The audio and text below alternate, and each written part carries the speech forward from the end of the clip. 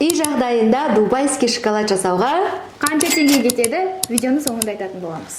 ең бірінші ол осындай фисташковый паста, шоколад.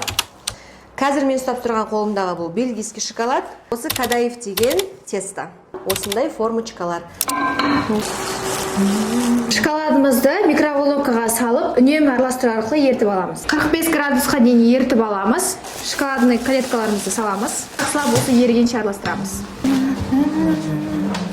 Какао масланы ертіп, и осымен узорлар саламыз просто.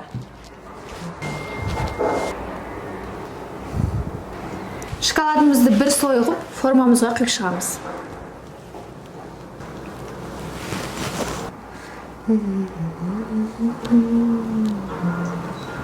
Темперирование жасалған шоколад негізі бөлме температурасында қатуы керек. Егер уақытыңыз тығыз болса, тоңазытқышқа бір жер басаңыз болады. Негізі бар ғой, дубайский шоколадтың фишкасы осы тесто деп ойлаймын. Мен тесто дей берем. Дәл бермешел қуырылған, достар.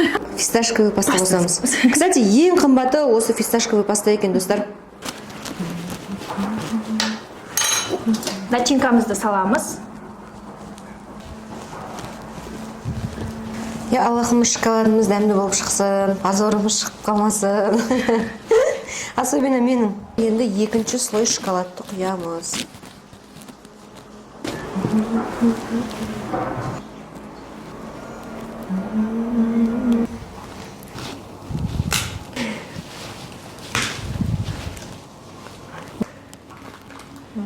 Күстен пузырькалары. Мама, как классно! Ал кеттік дәмін көрейік. Дәлме-дәл даже лучше.